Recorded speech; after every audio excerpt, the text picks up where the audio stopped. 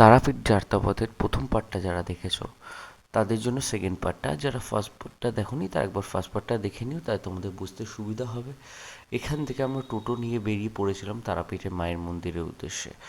50 টাকা করে ভাড়া ছিল, তোমাদের প্রথম পার্টের ভিডিওতে বলেছিলাম। ফাইনালি পৌঁছে গেছিলাম তারাপীঠ তোরণের কাছে। এখান থেকে 9.5 কিলোমিটারের রাস্তা তারাপীঠ মন্দির। এখান থেকে আরও অনেকটা দূর, অনেকটা সময়। আমরা তখন রাত বাজে 3:30 বাজে, মানে ভোরবেলার দিকে। এখানে সাইনবোর্ডে দেখে আছে এখান থেকে 5.5 কিলোমিটার তারাপীঠ মন্দিরের।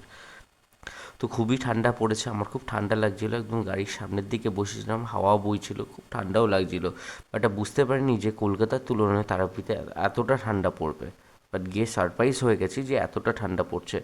ফাইনালি এই হোটেলগুলো দেখতে পাচ্ছ, মায়ের মন্দির সামনেই চলে এসে তোমরা জায়গাটা দেখে বুঝতেই পারছো মায়ের মন্দির সামনেই আছে। যারা যারা আগে তারাপীঠ গেছো তারা ভালো করেই জানো। এই আমাদের হোটেলও চলে এসে, বেলা রেসিডেন্সি, একদম থানার পেছনের রেসিডেন্সিটা ছিল।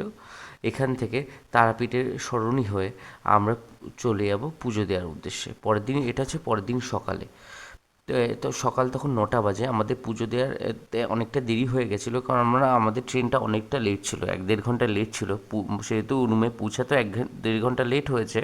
আমাদের রুম আগের থেকে বুক করা ছিল, আর যেহেতু পুজো দেবো পান্ডাও আগের থেকে বুক করা ছিল। এবার মায়ের মন্দির পুজো দেওয়ার আগে মায়ের প্রিয় পুত্র সাধক বামাখ্যাপার আশীর্বাদ না নিয়ে তো যাওয়া যায় না, তাই পৌঁছে গেছিলাম বামাখ্যাপার আশীর্বাদ নিতে। তো আশীর্বাদ নিয়ে আমরা পৌঁছে যাব মায়ের মন্দিরে মায়ের পুজো দিতে। আমাদের আগের থেকেই পান্ডা বলা ছিল, যেহেতু প্রত্যেক বছর আমরা বন্ধুরা মিলে আসি, সেহেতু পান্ডাও বলা ছিল। তো মোটামুটি সব কিছুই আমাদের রেডি ছিল। বামাখ্যাপার আশীর্বাদ নিয়ে এবার পৌঁছে গেছি আমরা মায়ের মন্দিরের উদ্দেশ্যে। এখান থেকে পৌঁছে যাব, তোমাদের কাউন্টারটা দেখাচ্ছি, ওখানে স্টল লাগে। কোন স্টল থেকে আমরা পুজো সামগ্রী কিনেছি, কত টাকা দাম নিয়েছে, সব কিছু সেখানে বলে দেবো। মোটামুটি খুবই ভালোভাবে আমরা পুজো দিতে পেরেছি। বাট আমাদের যেহেতু অনেকটা দেরি হয়ে গেছিলো পুজো দিতে, কারণ এখানে পান্ডা বলেছিল খুব তাড়াতাড়ি আসতে, বাট আমরা আসতে পারিনি তাড়াতাড়ি কোনো কারণে, যেহেতু ট্রেন লেট ছিল আমরা আসতে পারিনি তাড়াতাড়ি, অনেকটাই লেট হয়ে গেছিলো। বাট পৌঁছে গেছি, 9টার মধ্যে পৌঁছে গেছিলাম। বাট 9টার মধ্যে পৌঁছে গিয়ে দেখি প্রচণ্ড লাইন। তোমাদের সেটাও দেখাচ্ছি যে প্রচণ্ড লাইনটা কোথা থেকে শুরু হয়েছে কোথায় শেষ হয়েছে। এটা হচ্ছে মিলনদা খুবই ভালো একটা পান্ডা, প্রত্যেক বছর এখান থেকে আসে, স্টল নাম্বার 19। যারা তারাপীঠে আসবে তারা এখান থেকে কিনতে পারো পুজো সামগ্রী, ডালা। খুবই ভালো ভালো এনার ব্যবহার, আপনাকে পুরো গাইড করে দেবে। যারা নতুন আসবে তারাপীঠে তারা মিলনদের সাথে একবার দেখা করে নেবে, ফোন নম্বরও দেওয়া আছে ওখানে। খুব ভালো একজন পান্ডা বলতে গেলে।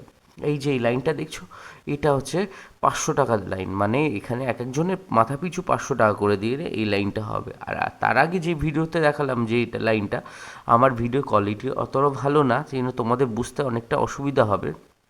ওই লাইনটা হচ্ছে রেগুলার বেসিক লাইন, আর আগের লাইনটা যেটা দেখালাম এটা 500 টাকার লাইন। এবার এখান থেকে বেরিয়ে পড়েছি আমরা পুজো দেবো, যেহেতু পুজোর অনেকটা অনেকটা লাইন। এবার আমরা কি করব, ঠিক আছে আমরা একজনকে দাঁড় করিয়ে রেখে এসছিলাম যে তুই দাঁড়া আমরা পুজোটা দিয়ে নিই। তো একজনকে লাইনে দাঁড় করিয়ে রেখে এসেছিলাম, সে আমাদের লাইনটা দেখছে। আর এটা হচ্ছে মায়ের কাছে যারা মানত করে তাদের মানত মানে পূরণ হলে, মানসিক মানসিক পূরণ হলে তারা অনেকে বলি দেয়, অনেকে পাঠা বলি দেয়, অনেকে অনেক কিছু বলি দেয়, পাঠা বলি দেয়। এখানে পাঠা বলি দেয়। আমি পৌঁছে গেছিলাম, হচ্ছে সাধক বামাখ্যাপার মূর্তি।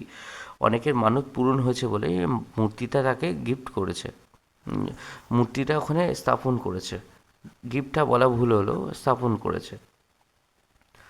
তো এই জায়গাটা দেখতেই পাচ্ছ, দেখেই কেমন একটা ভক্তি চলে আসে। আর প্রত্যেকে যারা তারাপীঠে আসো তাদের মায়ের মন্দির ঢোকার সাথে এতে একটা ভক্তি চলে আসে। সত্যি কথা বলতে আমি তারা মায়ের খুবই ভক্ত। আর তারা মা প্রত্যেকের মঙ্গল করে। আর আমি মন সাফ থাকলে মায়ের কাছে যেটা চাইবে সেটাই পূরণ হয়, আমি জানি। আর এটা তোমরাও ভালো করে জানো যে তারা মায়ের বড় ভক্ত। আমিও তারা মায়ের ভক্ত। সবাই একবার বলো জয় মা তারা বলে ভিডিও।